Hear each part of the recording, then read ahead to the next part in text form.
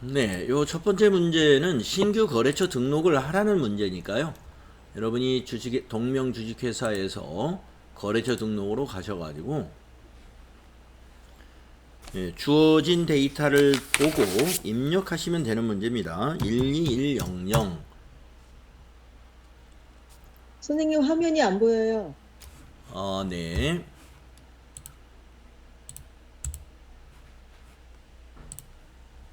네, 다시 공유해 드렸습니다. 회사 코드, 거래처 코드 12100 하시고, 여기에다가 누리 안경 이렇게 입력한 다음에 사업자 번호 0번 하시고,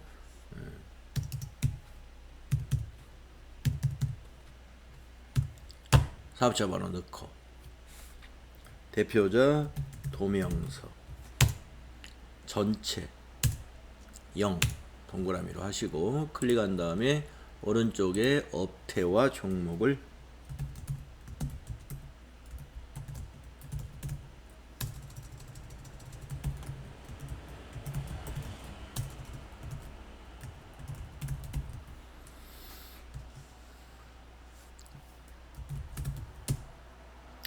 우편 번호도 서울 마포구 동막로로 검색해 주시면 되겠습니다.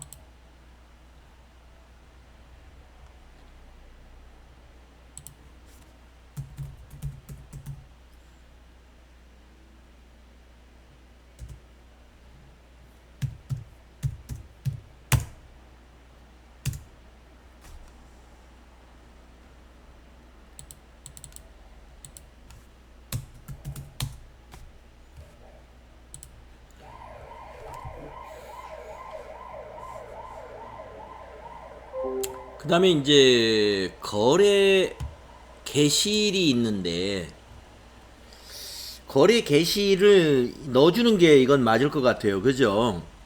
2021년 1월 5일과 신규 계약을 체결했다 하니까 이 날짜를 알려준 이유가 있겠죠. 거래 게시일 입력해야 될 것 같습니다. 그 다음에 추가 사항에 가서 이메일 주소 여러분 입력해 주면 되죠.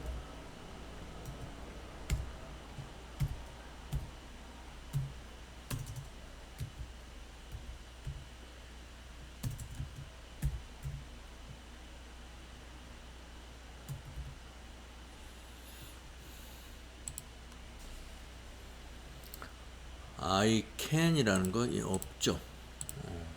직접 입력해야 돼요.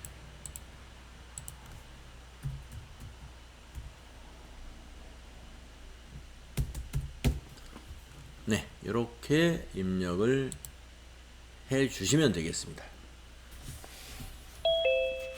두 번째에 있는 문제는 전기분 재무제표의 입력 수정 문제인데 손익계산서 문제가 나왔습니다. 그러면은 전기분 손익계산서를 여러분이 여셔가지고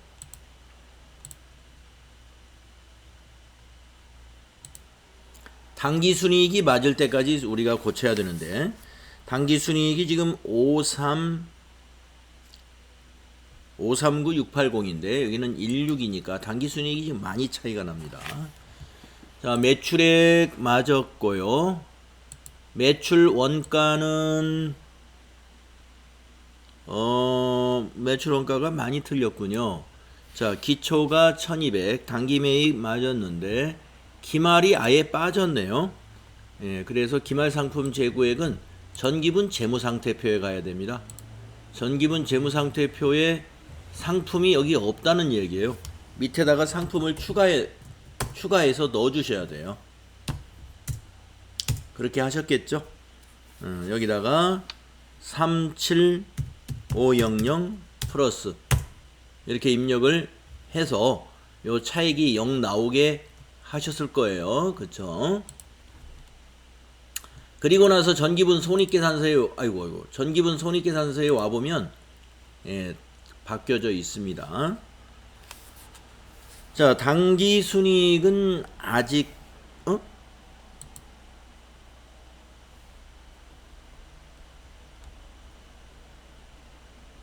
네, 49812로 바뀌어져 있죠. 네. 단기 순이익이 53, 예, 539, 네. 밑에 보니까 법인세가 빠진 것 같아요. 네. 법인세. 법인세 가끔 많이 빼먹습니다. 690 플러스.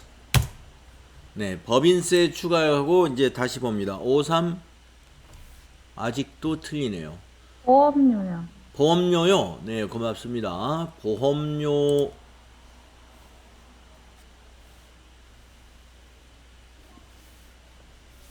690이군요. 자, 53539-680. 5353. 예. 여러분 맞추느라고 고생했을 것 같아요. 네, 법인세 누락된 거, 보험료, 또 살짝 틀린 거, 그 다음에 여기 매출원가에서 기말상품 재고액 틀린 거, 하여튼 고치셔가지고 여기 당기순이익이 딱 맞으면 됩니다. 선생님, 예. 저거 키가 안 먹을 때 뭐 누르라고 그랬죠? 스페이스바. 오른쪽. 우리 키보드 오른쪽에 있는 쉬프트를 누른 상태에서 스페이스바 한번 툭 치는 거죠. 안 되는데. 알겠습니다. 네. 다음에 이제 기초정보관리 문제의 세 번째 문제는 거래처별 초기 2월 등록 및 수정 문제가 나왔네요. 동명의 전기분 재무제표는 이미 2월마다 등록되어 있다. 단기 차입금에 대한 거래처별 초기 2월을 입력하시오. 단기 차입금을 열어야 되겠죠. 거래처별 초기 2월 클릭하셔서 단기 차입금 요거 하나 나왔습니다. 오른쪽이 비활성화되어 있는 계정 과목은 더블 클릭해서 여기다 입력한다 이거죠. 자, 거래처 98400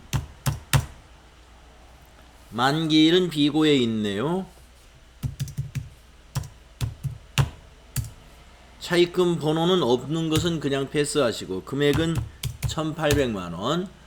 자, 오른쪽에 있는 사항 다 입력해야 됩니다. 일시. 그 다음에 지금 우리은행은 금융기관이니까 금융기관 이체 구자는 없습니다. 지나가시고 후급 일할 이자율 같은 거 없죠. 최초 차입일자 입력해야죠. 2020-0901. 최초 상환일 없습니다. 자금 용도 운용자금이라고 적요해 보이죠? 여기 1번 운용해 줘야 되겠죠? 자금 용도. 그 다음에 원금 상환주기 없네요. 네, 여기까지. 자금 용도까지 채워주시고 차액이 0 나왔으니까 닫아주시면 됩니다. 그러면 오른쪽이 이렇게 완성이 되죠. 여기도 차액이 0 이렇게 나와 있습니다. 아마 그 적요에 있는 운용자금 그거 뭐 잘못하면 빠뜨릴 수 있었겠어요. 여러분은 안 빠뜨렸죠? 자, 이렇게 해서 기초 정보관리 문제 해결을 한 다음에 여러분은 이제 뒤에서 그 장부 검색하는 문제를 했겠죠. 저는 풀이니까 순서대로 하겠습니다. 자, 거래자료 입력 문제 20점 1번 문제 증빙에 의한 전표 입력되어 있습니다. 자동차세는 세금과 공과죠. 자동차세 문제고요. 영업부에서 사용하는 승용차의 자동차세를 6월 30일에 현금으로 납부했다. 거래자료를 입력하세요 그랬습니다. 그러면 6월 30일자 출금 전표로 입력하면 될 것 같네요. 자, 일반 전표 입력하셔가지고 6월 30일로 날짜 입력하고 1번 출금한 다음에 세금과 공과금으로 하시면 돼요. 800번대.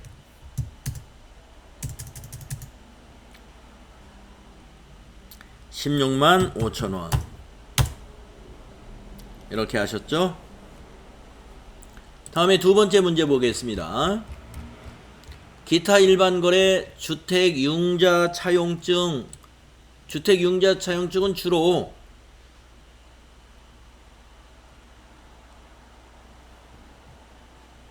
종업원들이 하는 건데 내용이 1,000만원인데 내용을 좀 보겠습니다. 회계팀, 그렇죠. 회계팀 이민상에게 회계팀 직원 이민상에게 주택자금을 대여하고 차용증을 수령했습니다. 대여 금액은 보통예금 계좌에서 이체하여 지급했습니다. 대여 기간은 21년 7월 2일부터 22년 6월 30일까지니까 1년이네요. 거래 자료를 입력하시오. 그러면 단기 대여금 또는 자, 이런 경우에 말이죠.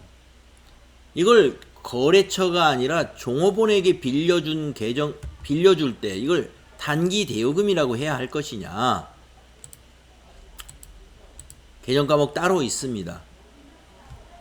따로 있어요. 자, 여러분 요거 날짜는 지금 며칠인가요? 요 날짜가 7월 2일이죠. 7월 2일. 자, 일반 전표 한번 가보겠습니다. 7월 2일로 고치시고요. 차변에 주임미로 한번 검색해 볼게요. 주점으로 검색해야 되겠네. 주점. 네, 그러면 주임종 단기 채권이라고 하는 것과 주임종 장기 차입금이라고 하는 게 있습니다. 자, 여기 주임종 단기 채권으로 회계 처리해야 돼요. 이 주임종 단기 채권이 뭐냐면 주주나 임원이나 종업원에게 단기간에 걸쳐서 자금을 빌려준 대여금을 말합니다. 그래서 주임종 단기 채권이 있으면 이거 137번으로 하셔야 돼요. 거래처에 돈 빌려준 게 아니니까. 만약에 주임종 단기 채권이 개정 과목이 없다 그러면 단기 대여금 해도 괜찮습니다. 그리고 거래처는 이민상이라는 사람 이름으로 해야 돼요. 이민상. 금액은 1,000만원이고요. 대변은 보통 예금 103번, 은행은 하나은행으로 이렇게 거래처 코드 입력해야 됩니다. 이렇게 하셨습니까? 주임종 단기 채권.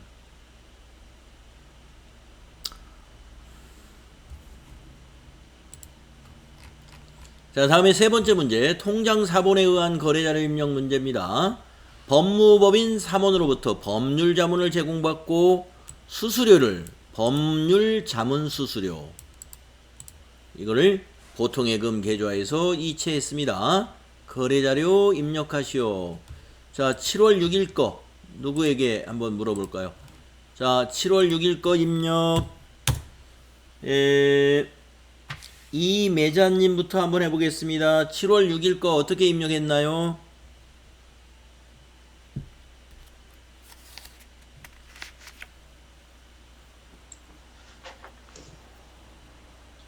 (7월 6일) 거 지급수수료. 차변에 지급수수료라는 개정 과목이 있나요? 지급수수료 개정 과목 지금은 안 씁니다. 수수료 비용. 네, 수수료 비용이죠. 수수료 비용 800번대에 써야 되겠죠. 네, 좋아요. 150만원. 대변요? 보통예금 하나은행. 네, 보통예금 하나은행으로 150만원. 네, 이렇게 하시는 겁니다. 수수료 비용을 지급수수료 이렇게 하시는 분은 아주 오래전에 회계를 배우신 분이에요. 자, 과거에는 지급수수료라는 개정 과목 사용했습니다. 지금의 수수료 비용입니다. 네.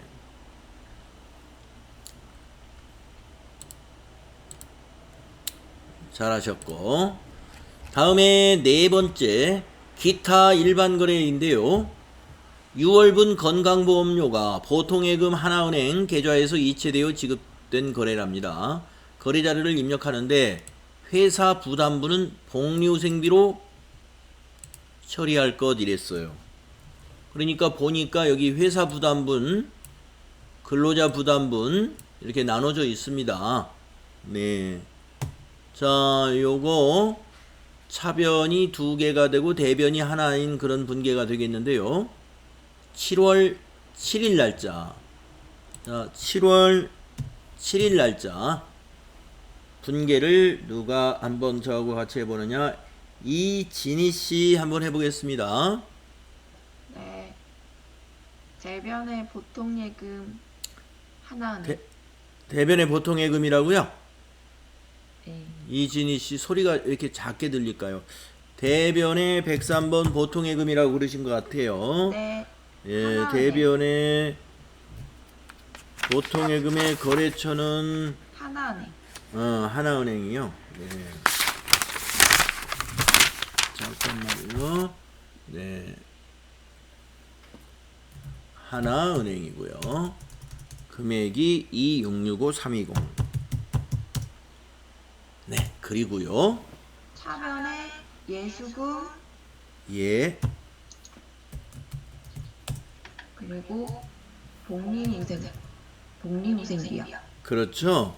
예수금이 1332660이고 또 차변에 811번 복리후생비 쓰셨겠죠? 네. 네. 1332 660 그렇습니다. 이렇게 하셔야 됩니다. 네. 잘 하셨어요.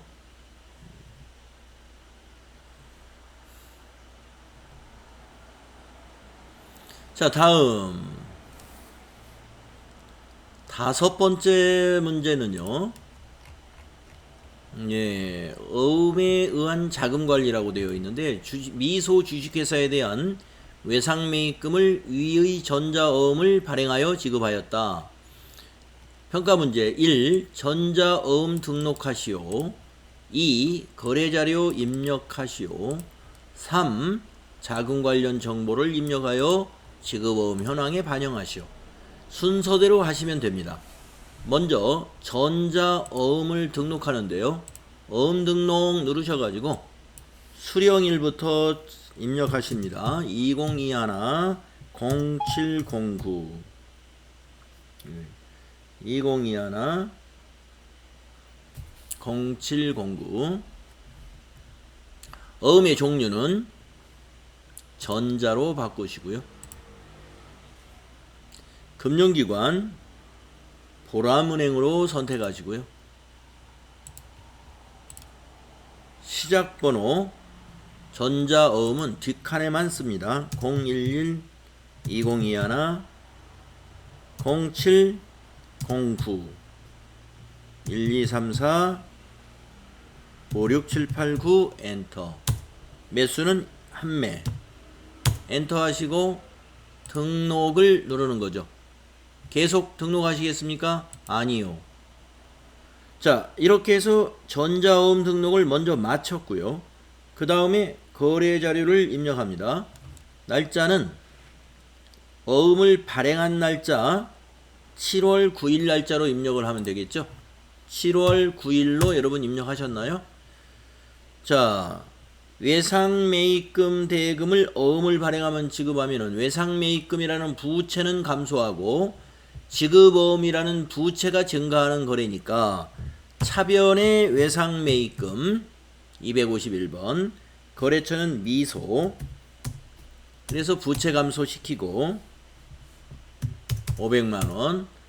대변이 지급어음 252번 거래처 미소로 코드 걸어주시고 500만원. 이것이 거래자료 입력입니다. 부채 감소, 부채 증가인 거래예요.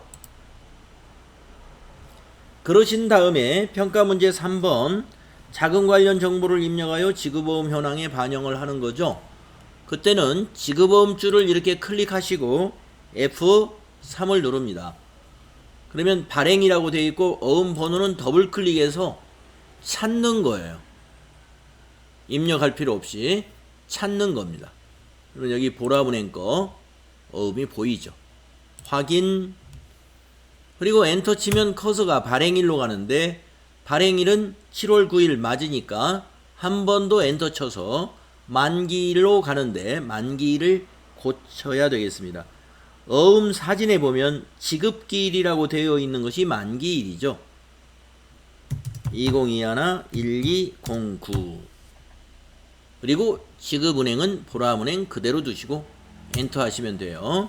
그래서 여러분이 지금 밑에 자금 관리된 내역이 이렇게 되어 있는지 보시고 특히 만기 일자 제대로 고쳤는가 확인을 해 보십시오. 선생님 그 지점 안 쓰면 틀려요? 지점 원래 안 쓰는 거예요. 지점 입력할 아니 그쪽으로 커서 안 가져져가지고. 예, 안 갑니다. 여기 그냥 넘어가 버려요. 예, 지점 그냥 비워두는 거예요. 선생님, 네. 저희가 등록할 때는 네. 등록하고 무조건 찾아서 수정하면 되네요. 찾아서 아래다가 등록하는 방법이 있고 음, 찾아서 불러와서 수정하는 방법이 있잖아요. 어음 등록은 여기서 하는 방법으로만 우리가 해봤을 텐데요. 근데 거기서도 하고 네. 어음을 클릭을 해서 아래를 수정하는 방법도 했어요. 등록이 돼 있는 걸로. 예, 그렇죠. 어음 등록을 문제에서 어음을 등록해 놓은 것을 밑에서 찾아가지고 하면 되는 경우도 있죠. 네. 예, 평가 문제가 어음 등록하라는 평가 문제가 없을 때에는 그냥 네. 밑에서 더블 클릭으로 찾기만 하면 됩니다. 찾아서 수정. 알겠습니다. 네.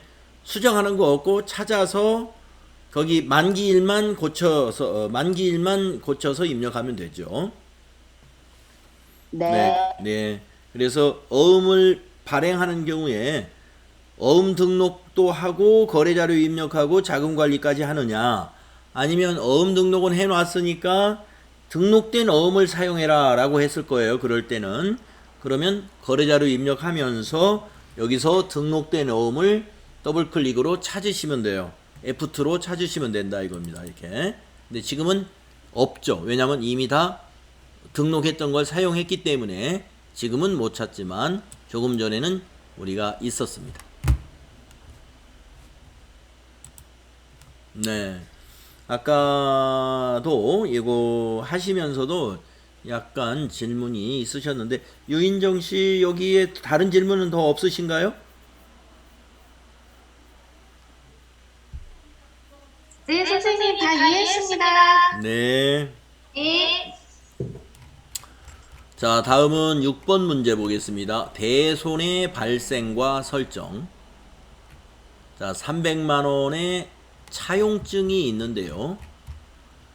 7월 30일 날 1월 2일에 대여금이 주식회사 산울림의 파산으로 회수 불능으로 확인이 되었습니다. 거래자료 입력하셔라 이랬습니다. 자, 1월 2일 날 대여금이 어떤 대여금인가를 먼저 확인해 보겠습니다. 1월 2일 날 300만 원을 7월 20일에 상환받기로 하고 빌려준 거네요. 그러면 단기 대여금입니다. 그러면 우리가 확인해야 될 것이 첫째, 단기 대여금에 대한 대손 충당금이 설정되어 있는가? 이걸 먼저 확인합니다. 자, 그러면 가보겠습니다. 합계잔액시산표에 가셔가지고 오늘 날짜가 7월 31일이죠. 7월 30. 7월 30. 단기 대여금이라는 계정 과목 있어야 되겠죠? 있습니다. 당좌 자산 안에. 그 밑에 대손 충당금 없어요.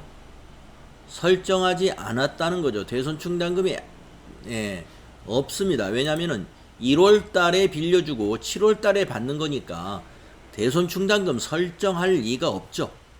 그러나 봐야 됩니다. 없어요. 자, 1200 중에서 이 300만원 대손이 발생했습니다. 그러면 나머지는 300만원을 전부 뭘로 하느냐를 판단해야 되는데, 비용으로 비용으로 처리를 해야 됩니다. 그러면 우리가 매출 채권 같은 경우에는 대손 상각비라는 비용 처리를 하지만, 대손 충당금이 없을 때, 이 대여금 같은 경우는요, 판매 관리비가 아닙니다. 그래서 비용 계정 과목이 달라요. 기타의 대손 상각비입니다. 그냥 대손 상각비가 아니에요. 그래서 기타의 대손 상각비는 코드가 900번대예요. 그리고 대변은 단기 대여금, 자산 감소. 단기 대여금에 거래처 넣어줘야 돼요. 단기 대여금의 거래처는 산울림이죠. 자, 이렇게 여러분 다들 하셨겠죠? 자, 입력하겠습니다. 7월 30일 일반 전표에다가 차변, 기타의 대손상각비. 아이고. 이 기타의 대손상각비가 여러분 떠올랐는지 모르겠어요. 934번. 300. 대변, 단기 대여금. 114번. 거래처, 산울림. 3100번. 300만원. 그래서 차변의 비용 발생, 대변의 자산 감소, 이렇게 회계 처리하시는 겁니다.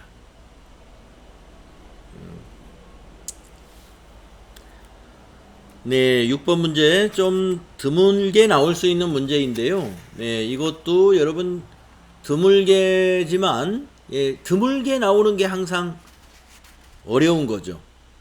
자주 만났던 문제는 여러분에게 경험이 있기 때문에 쉽지만, 이렇게 띄엄띄엄 나올 수 있는 문제가 어렵게 느껴지는 문제입니다. 이런 문제가 사실은 어렵지는 않은데 어렵게 느껴지는 문제예요. 이런 문제가 띄엄띄엄 나와요. 기타의 대손상각비, 잘 안 나오는 개정 과목이라 이거죠. 이게 그런데 가끔 나오기 때문에 여러분 잘 알아두셔야 됩니다. 자, 그러면은 이제 부가가치세 문제를 풀어보겠습니다. 부가가치세 문제. 첫 번째 문제는 거래명세서를 주고 세금계산서를 발행 및 전송하라는 그런 문제지 않습니까? 자, 상품을 판매하고 전자세금계산서를 발급했습니다. 거래대금 중 207만원은 주식회사 한신이 발행한 당좌수표로 받고 나머지는 외상했습니다. 그러면 질문 한번 해봐야 되겠네요. 이진희님한테 아까 질문을 했나 제가? 한 것 같아요. 장지혜씨, 요 당좌 수표 받은 거 계정 과목 뭘로 하셨나요? 궁금했습니다. 네, 맞았습니다. 현금이에요. 당좌 수표, 타인 발행 당좌 수표, 현금입니다. 우리가 당좌 수표를 발행하면 장지혜씨, 우리 회사가 만약에 지금은 이거하고 관계없이 우리 회사가 대금을 지급하기 위해서 당좌 수표를 발행했다. 그러면 계정 과목이 뭐가 되죠? 당좌 예금? 당좌 예금입니다. 네. 그래서 당좌 수표가, 타인이 발행한 당좌 수표는 현금이고, 당사, 우리가 발행한 당좌 수표는 계정 과목이 당좌 예금이라는 거. 요거 잊어서는 안 돼요. 자, 요거 입력하느라고 시간 많이 걸렸겠어요, 여러분. 자, 7월 5일 날 메인 매출 전표에다가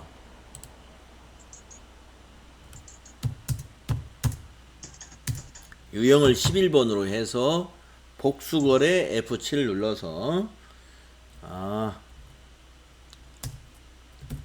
안경테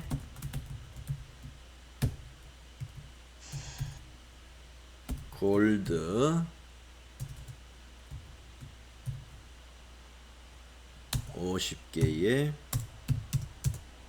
15,000원 안경테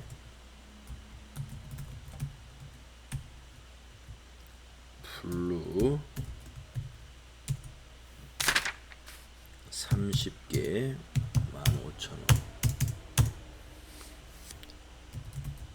선글라스 레드 100개 25,000원. 네, 확인. 그래서 합계가 4070 나오는가 보시고요. 거래처가 한신이 되죠. 전자세금은 비워둬야 되죠. 0번 비워두고 가시고 분계는 혼합으로 했어야 됩니다.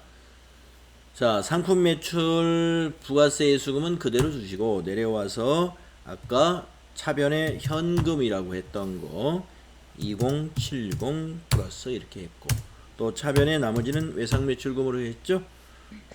200만원 외상매출금이 200이었을 겁니다.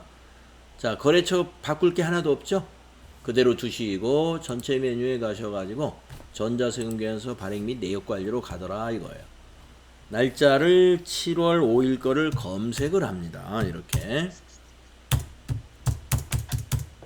건 다음에 여기 앞에 체크하시고 전자발행 누르고 확인 누르고요. 밑에 발행 눌러주시고 확인, 그리고 아카데미 전자세금계산서 눌러서 로그인 눌러주시고 미전송 체크하고 매출조회 누른 다음에 발행, 그리고 또 한번 확인 이렇게 하면 끝나죠. 네. 그리고 메인 매출 전표에 와서 조회 한번 눌러 보시게 되면 이 자리가 전자발행이라고 나와 있습니다. 선생님, 네네. 엊그제부터 전체 메뉴에 항목이 좀 더 늘어난 것 같은데, 선생님은 그 전자 세금계산서 발행이 첫 철인데, 저는 거기 신용카드, 전자도 다 떠 있거든요. 시험장 가면 그렇게 됐나요? 아, 예, 이렇게 됐나봐요. 이 프로그램을 실행하실 때 여기 네. 사용 급수를 높였나봐요. 예. 네. 예, 높은 급수를 하게 되면은 이제 TAT 2급이나 TAT 1급으로 했을 때에는 네네. 예, 할 수는 있는데 메뉴가 이거보다 많이 늘어나 있습니다. 예, 알겠습니다. 예, 그것 때문에 그렇습니다. 우리 시험장에서 여러분이 FAT 1급을 응시하시는 경우에는 지금 보고 있는 메뉴만 보입니다.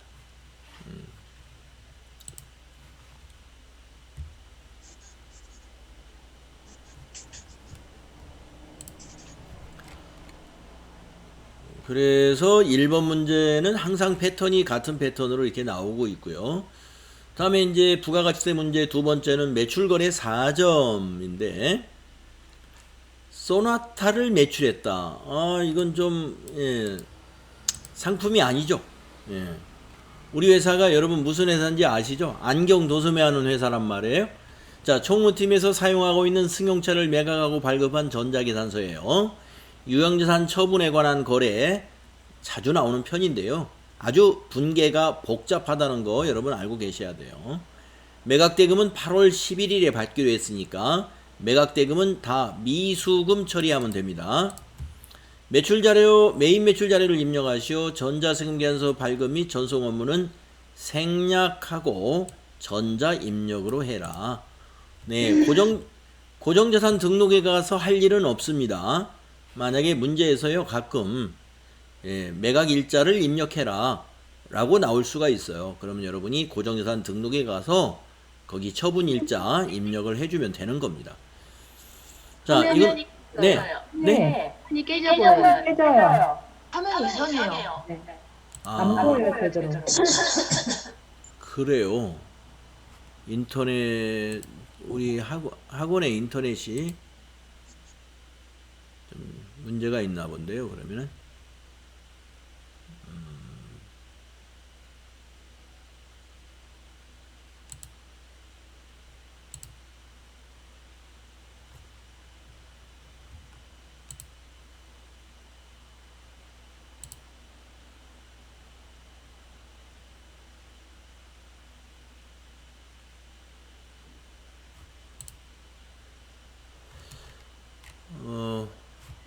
일시 중지했다가 다시 한번 들어가.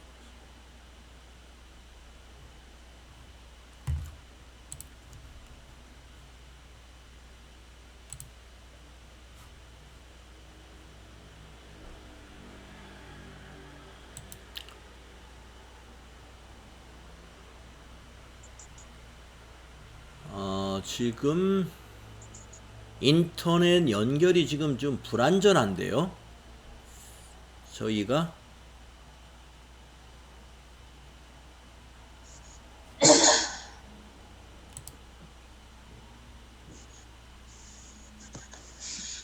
지금 저희가 인터넷 연결이 좀 불안전합니다.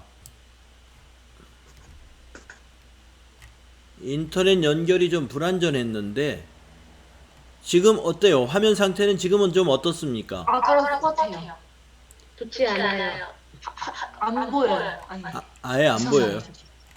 보여요. 이제 됐어요. 이제 됐어요. 아, 됐습니까? 네네. 예. 인터넷 연결이 좀 불안하다고 이 메시지가 떴었는데요. 좀 해결됐는지 모르겠습니다. 한번 일단 진행을 해보겠습니다. 근데 화면이 많이 띄어요, 선생님. 예, 그러니까 지금 지금 학원 내에 인터넷이 지금 갑자기 좀 상태가 안 좋아진 상태로 갔나 봐요. 예. 자, 지금 이 화면이 뭐 정상으로 보이시나요? 보이긴 보이는데. 네, 보여요. 예. 보여요. 잘 보여요. 예. 보이긴 보이는데 좀 약간 연하게. 예, 약간 좀 연하게 보이는 모양인데요. 네, 하시면서 또 어떻게 지금 인터넷을 껐다가 하면은 또 굉장히 또 길어질 것 같아서 일단은 그냥 진행을 좀 어렵지만 좀 해보겠습니다. 네. 네. 자, 요 문제는 유형자산 처분에 관한 문제였습니다. 그래서 여러분이 7월 11일자 메인 매출 전표에 7월 11일자로 유형을 11번 과세로 해야 돼요. 11번 과세로요. 그리고 품명은 그대로 합니다. 소나타 수량단가 지나가시고 공급가액을 700만원으로 이렇게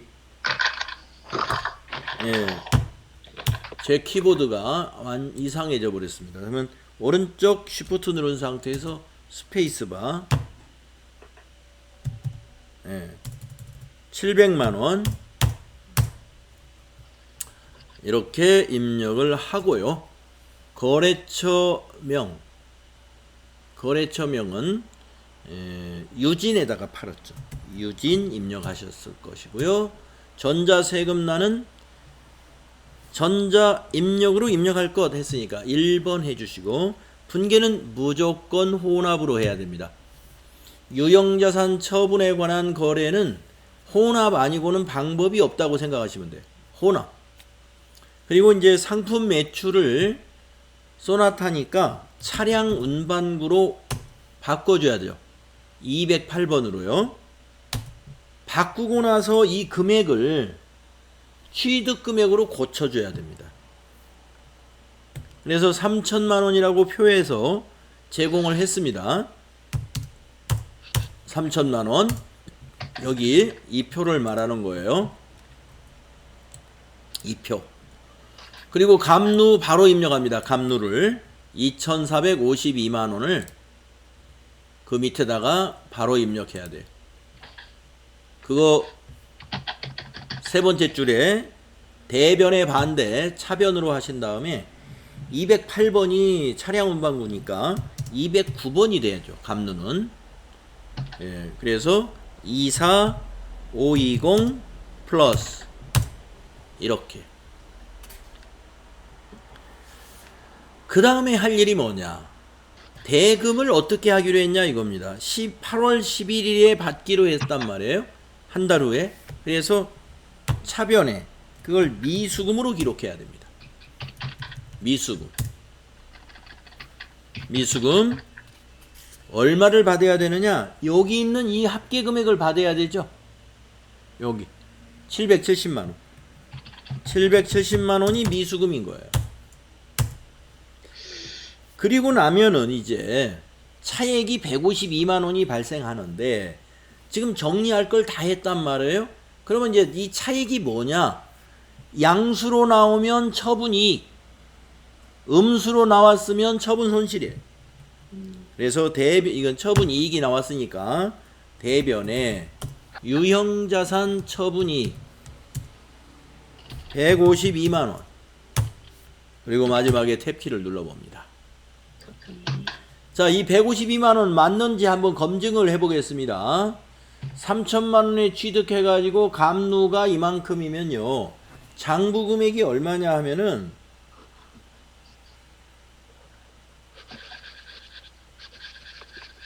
장부 금액이 3천만 원 마이너스 24520 똥똥똥 548만 원이에요. 장부 금액이 548만 원인데 700만 원에 처분했단 말이죠. 처분은 700. 그래서 이 700만 원만큼 이 차액만큼을 더 받았으니까 바로 그것이 152만 원이죠.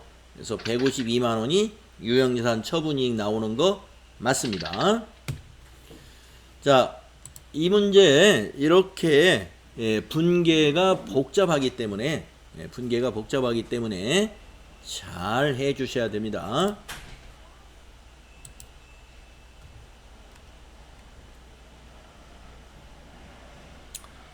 자, 이 문제에서 혹시 질문 있으셨나요?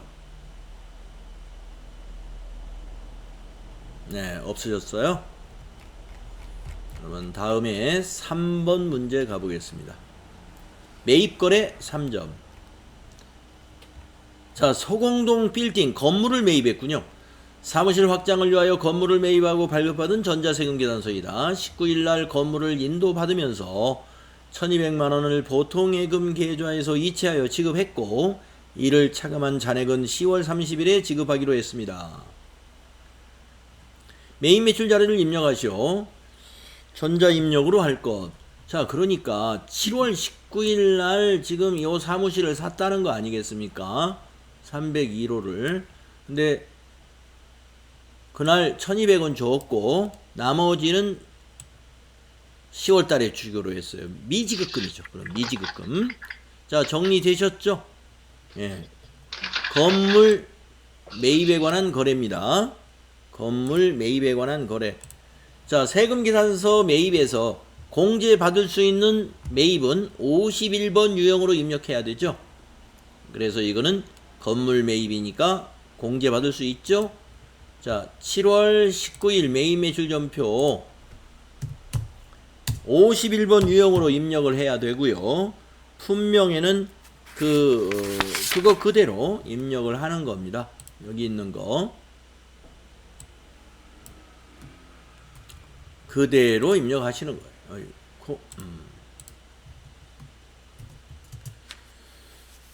금액은 3천만원 되겠고요. 공급가액이. 거래처는 정원건설이 되겠고 전자세금은 1번 해야 되고요. 분계는 혼합으로 해야 되겠죠. 상품을 건물로 바꾸셨나요? 건물로 바꿔주시고 내려와서 대변에 1200은 보통예금에서 이체했으니까 103번 1200만원인데 여기서 주의할 게 보통예금의 거래처를 고치고 가야 된다는 거죠. 하나은행으로. 정원건설로 지금 되어 있으면 틀린 거예요. 감점. 또 대변에 나머지는 10월 달에 주기로 했으니까 미지급금으로 했죠. 예, 미지급금은 밑에 빨간 글씨로 보이는 2100만원입니다. 탭키 눌러서 미지급금의 거래처는 정원건설 그대로 두면 돼요. 이 보통예금을 하나은행으로 고쳐야 됩니다. 네, 지금 화면은 잘 보이시나요? 네. 네. 자, 그래서 이게 까다롭습니다. 지금 방금 한 여기 건물 매입에 관한 것도 이 보통예금 거래처 하나은행으로 바꾸는 거, 그 다음에 10월달에 주기로 한 거 미지급금 처리하는 거, 또 상품을 건물로 바꿔야 되는 거, 이런 개정 과목, 네, 요거 잘 해주셔야 됩니다.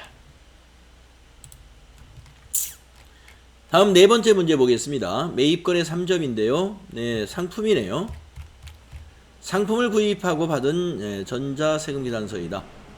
거래 금액은 전액 외상했습니다. 그러면 외상 분기하면 간단하겠네요. 매입 매출 자료를 입력하시오. 전자세금계산서 거래는 전자입력으로 입력할 것, 복수거래키를 이용할 것. 어렵지 않습니다. 이런 문제는. 자, 날짜가 7월 20일. 유형은 상품 매입이고 공제받을 수 있는 세금이니까 51번. 품명은 복수거래.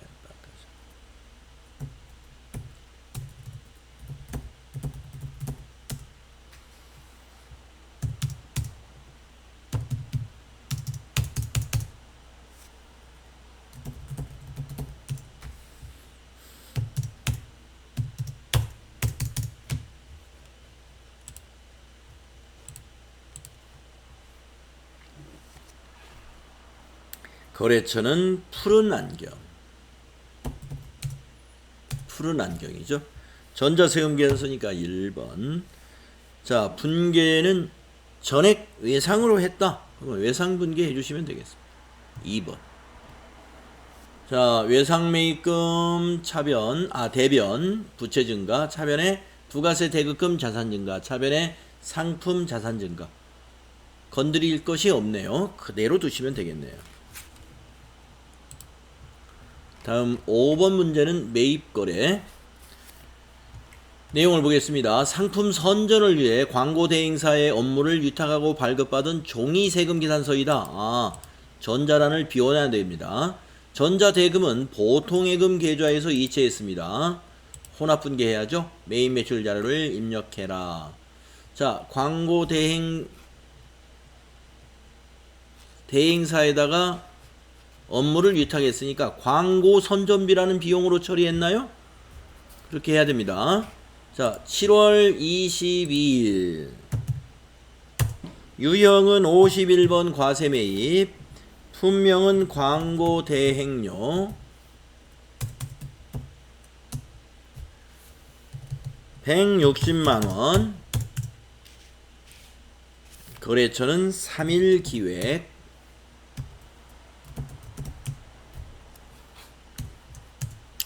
전자세금란 비워둬야 됩니다.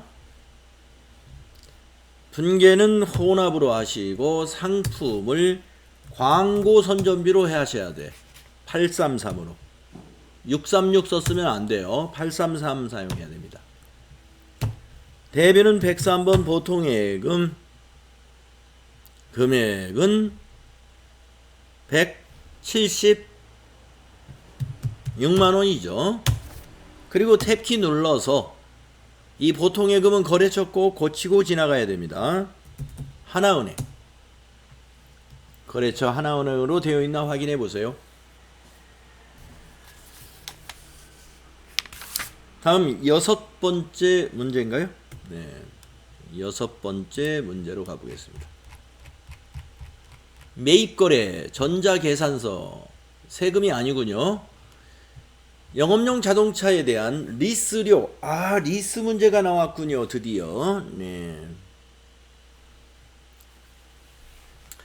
영업용 자동차에 대한 리스료와 관련하여 발급받은 전자계산서이다. 거래대금은 보통예금 계좌에서 이체하여 지급했습니다. 매입 매출 자료를 입력하시오. 전자계산서 거래는 전자입력으로 입력할 것. 자, 여러분 리스에 대해서 좀 설명이 좀 필요한데요. 우리가 이 리스 자산이라고 하는 게 뭐냐면 기계장치나 이런 장비를 빌려 쓰는 겁니다. 그런데 우리가 그 리스가 두 가지가 있어요. 리스에는 운용 리스와 금융 리스가 있는데요. 이 앞으로는 운용 리스는 이제 없어졌습니다. 운용 리스. 앞으로 운용 리스 문제는 안 나올, 근데 지금 이게 모의고사에서 나왔어요. 회계 기준이 개정이 돼 가지고요. 운용 리스에 대한 회계 처리를 좀 인정을 하지 않는 것입니다. 그래서 운용 리스는 뭐냐면은 리스사에서 빌려 쓰고 비용 처리하는 거예요. 그러니까 운용 리스를 썼다 그러면은 임차료로 비용 처리하시면 돼요. 리스료를 임차료로 비용 처리한다.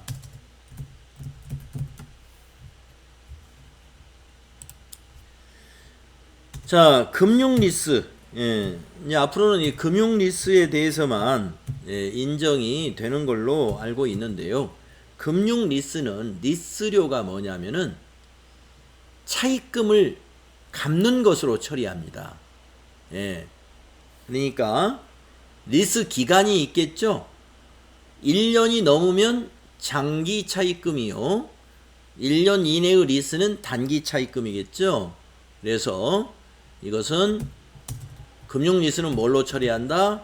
차입금의 상환으로 처리한다. 이 두 가지 알아두세요. 그러니까 차입금의 상환으로 처리한다는 의미는 뭐냐면은 그 사용하고 있는 자산이 회사의 자산입니다. 사실 리스는 회사가 다 모든 권한을 가지고 있는 거거든요. 그러니까 금융 리스는 그것이 만약에 기계장치다 그러면 그 기계장치, 또는 자동차다 그러면 그 자동차가 사용 자산이잖아요. 그것이 회사의 자산이에요. 근데 운용 리스는 뭐냐? 운용 리스는 사용 자산이 회사의 자산이 아니다. 회사 자산이 아닙니다. 그냥 빌려 쓰고 임차료, 비용 처리하는 개념이에요. 금융 리스는요.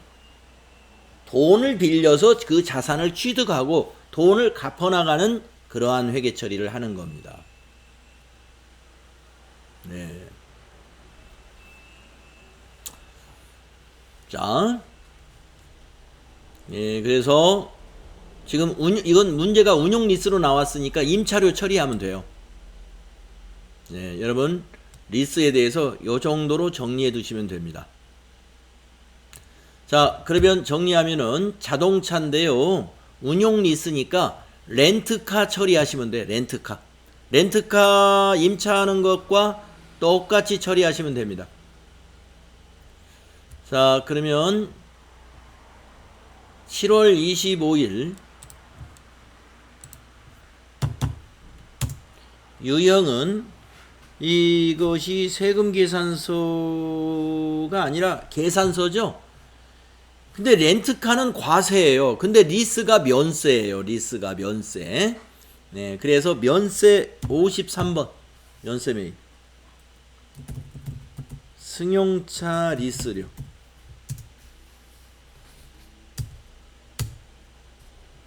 (1907) 플러스 거래처는 우리캐피탈.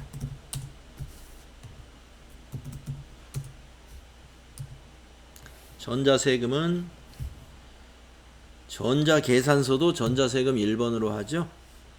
자, 분계는 보통예금이니까 혼합으로 하시고요. 상품이 아니라 임차료로 해라. 이거 임차료 800번대 임차료로요. 그리고 내려와서 대변이 보통예금 103번 1907 플러스 탭키 눌러서 거래처를 보통예금 참 많이 나왔네요. 하나은행으로 고쳐야 됩니다. 거래처 하나은행으로 보통예금 거래처는 고쳐야 되고요. 자, 여러분 리스, 리스 시험에 나올 수 있습니다. 운용 리스라 이렇게 나오면은요, 임차료 처리하시면 돼요. 임차료. 그리고 리스는 면세라는 것도 기억을 해주시고, 금융 리스다라고 문제가 나오면 차입금을 상환하는 거니까 차변에 장기 차입금 또는 단기 차입금이 되겠죠. 예.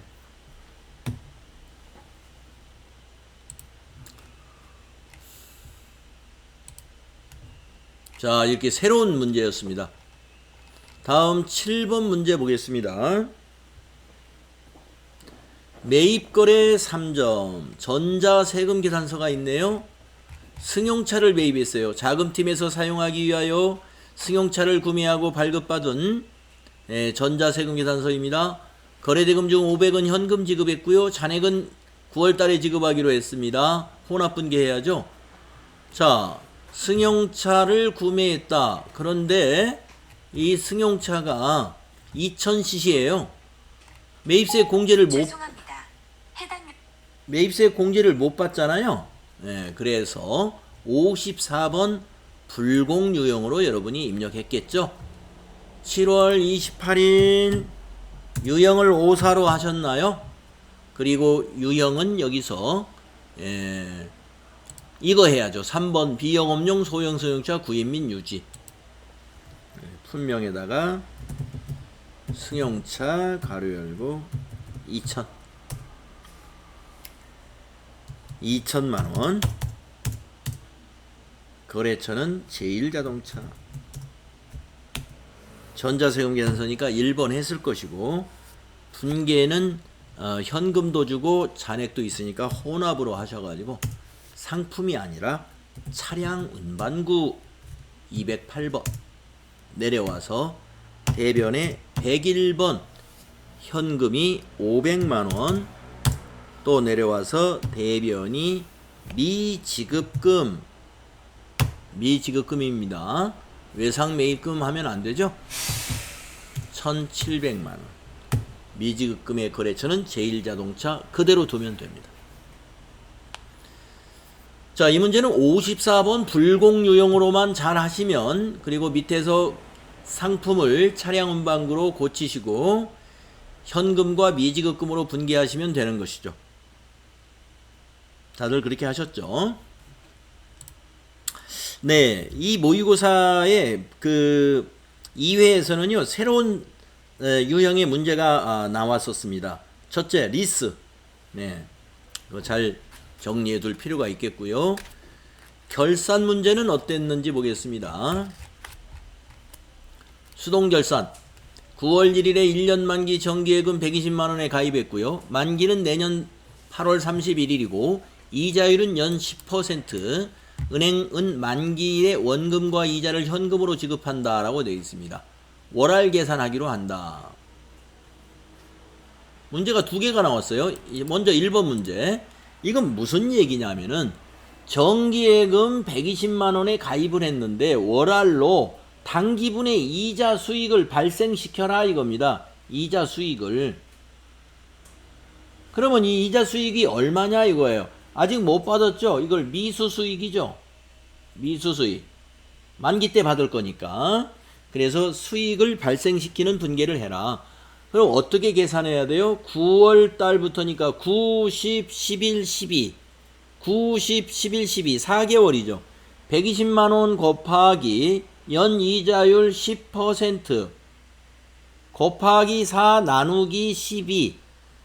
이렇게 한번 해보는 겁니다. 자, 그러면 120만원의 10%는 12만원이죠. 12만원을 곱하기 4 나누기 12 4만원이죠. 4개월치 이자 4만원을 수익으로 발생시키는 입력을 일반 전표에 해줘야 돼요. 요게 1번입니다. 그 다음에 2번 10월 25일 발생한 현금 과부족 5만원은 결산일 현재 사용처를 알 수 없다. 사용처를 알 수 없다는 거 보니까 아마 현금이 부족했던 모양이에요. 사용처 알 수 없다 하는 거니까 비용 처리를 해야 되는데 그 비용이 무슨 비용인지 알 수 없다. 이럴 때 이걸 뭘로 처리해야 되느냐? 현금 과부족을 사용처를 알 수 없을 때 가서 조회 보면 알아요. 현금 과부족이 어디에 있는지 조회 보면 알겠지만은 지금 보니까 사용처를 알 수 없다는 거 보니까 비용이라는 거예요. 그러면 한번 물어보겠습니다. 전춘옥님 2번 이거 뭘로 처리했어요? 5만원? 잡손실이요. 예, 잡손실로 처리해야 됩니다. 자, 그래서 여러분이 이렇게 했겠죠? 일반전표에 가가지고 12월 31일자에 아까 차변의 미수수익 4만원 이거 하나, 대변의 이자수익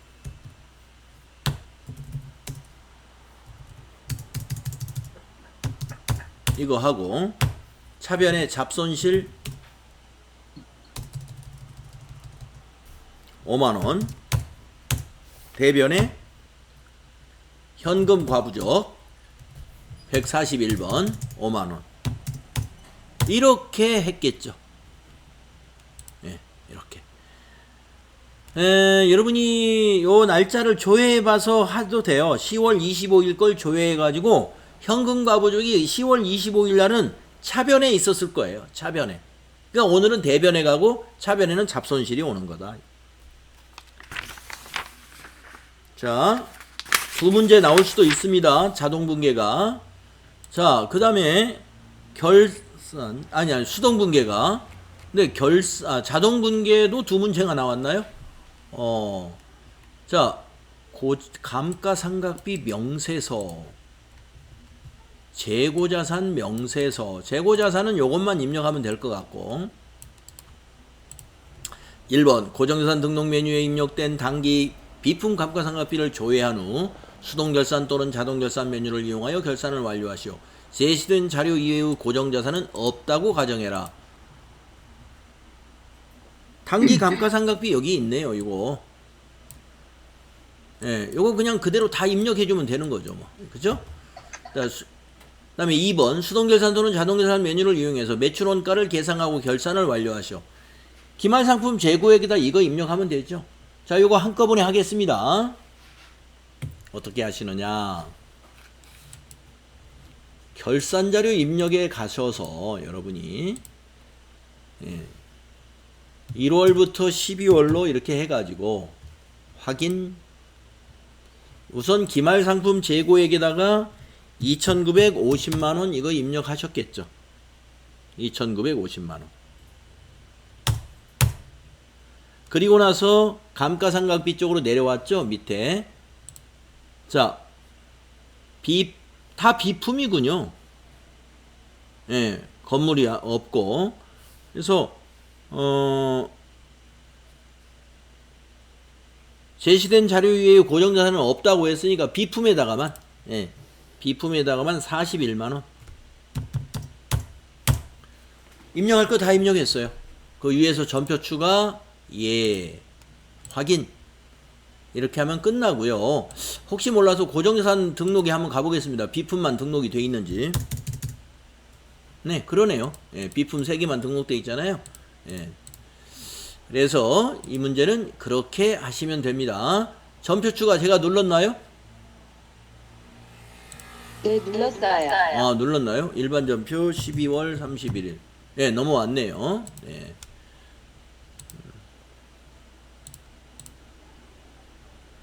비품에 대한 감가상각비와 감가상각누계. 네, 그래서 자료가 많은 것 같지만 사실은 요 2개만 입력하면 되는 거였습니다. 그리고 이제 회계정보 분석 문제가 있는데 요거는 뭐 제가 설명드리지 않겠습니다. 이거 보는데 어려움이 있었나요? 혹시 회계정보 분석 이거에서 질문이 있으시면은 질문을 받도록 할게요.